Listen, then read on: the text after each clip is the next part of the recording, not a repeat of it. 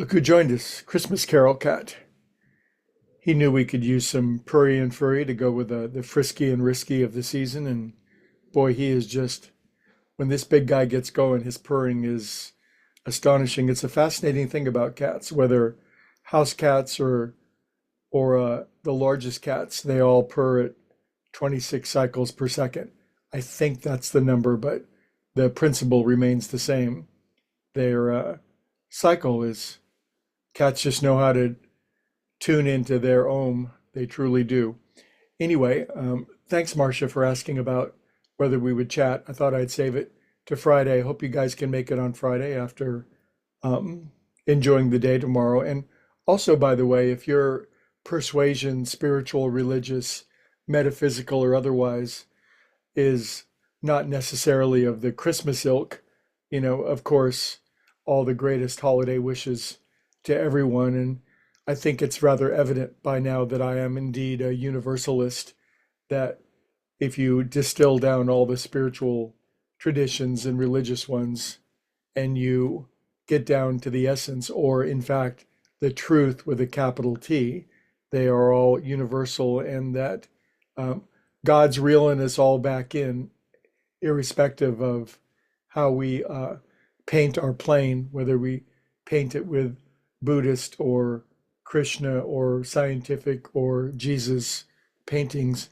But I truly am I'm a proponent of the Jesus Christ teaching. There's no doubt about it. But at the essence of all that, of course, is the Christ. And that is what we're celebrating today, isn't it? Is that what we're celebrating? Are we celebrating discounts at Target? And yesterday I made the rounds all around town distributing gifts, as many as I could. And damn, it was hard to get up and down those chimneys. But as I got stuck in traffic and went to Safeway, which was horrifying mistake, and then went to Whole Foods, which was also a mistake, and got stuck in the parking lot and couldn't turn right to get out. And suddenly my Christmas spirit was abating a bit. That it's, we got to remember what we're doing this time of year, and it really has to do with a birth, doesn't it?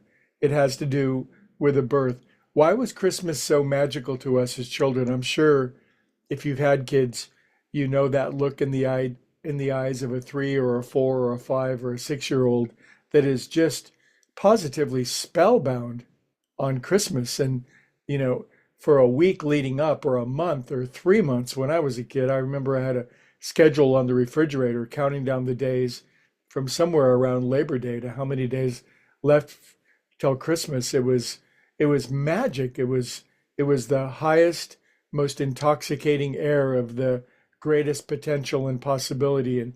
But isn't that what's really going on? Is that there's this, well, I don't think it can be stated as anything less than magic or supernatural. There is the birth. We're celebrating the birth of the supernatural. We're celebrating the birth of the Christ. Now, in my estimation, in my universalist understanding, the Christ is evident at the core and the base of all religions, of all true spirituality. It's at the core of a native in Australia who's never heard of these things before, what they're truly seeking. And it's this positive opening up of their crown chakra and letting the presence come in. And there's no greater birth to celebrate, because if somebody was born 2,000 years ago, and they were, and it meant so much to the world, and it did, and it had such an incredible impact on the world, and it did, then all that doesn't mean anything if that's not born inside of us, not as a concept, not as a theory, not as a date on a physical calendar, but as an actual experience in our life. Something is born inside of us that flips our poles and changes our existence forever. And once this birth has taken place, nothing is ever the same again. We go from living a material life to living a spiritual life. And once we're on that path, once we've ceased the material push outward into the husks of materiality and begin that movement back in toward the spiritual truth, it takes on an endless and irrevocable momentum and pulls us back in to the absolute truth of being, the absolute Christ of being who we are. And when that birth has taken place inside of us, it's progressive, it's ongoing, and we're no longer, well, we're just no longer slaves to materiality, the endless hoping that a material solution will solve all of our problems, the endless hope that if I get enough piles of goodies, it will it'll finally fit the bill, the endless hope that I can build my life upon some sort of worldly construct that will never give way when the storms of life come, like the ones last night, if you heard those. But this great birth that's happened inside of, I know if you're listening to this, this has happened inside of you. And tomorrow is the day, and tonight's the night we can celebrate that great birth of the spiritual idea, the actual Christ inside of us, irrespective of what your persuasion is, because this essence that's at the core of us is the essence. It's the distilled essence of the truth, and the truth is always true. And I'm just so grateful that I'm grateful for all the pain of living a material life and how that certainly forced me and it forces many of us to finally give birth to this spiritual idea. The spiritual idea is not born in a palace, it's born in a manger, it's born in the absolute most desperate circumstances, which is exactly where you would expect it to be born. But once it is born, it gains power every single day. Emmett Fox calls it the wonder child. And the wonder child is alive inside of you.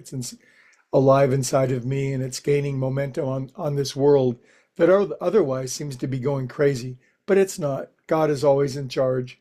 God always wins in a landslide. God always triumphs. And that's the great truth of the spiritual idea. So I'm glad we've taken off our crown chakras. The presence, the true presence, the one that really matters, is flowing down and in and through us. And I just wish each and every one of you the most delightful remembrance of this great birth that's taken place inside of us. And sometimes quickly and sometimes slowly, but now that this momentum has begun, it's irrevocable, unstoppable, and the most important thing in reality. And that is the reason for the season. And that's what Looney told me to tell you guys. Have the most splendid next few hours and days. I'll see you guys on Friday, and we can talk about this wacky week of conversation. Much love to you guys. See you.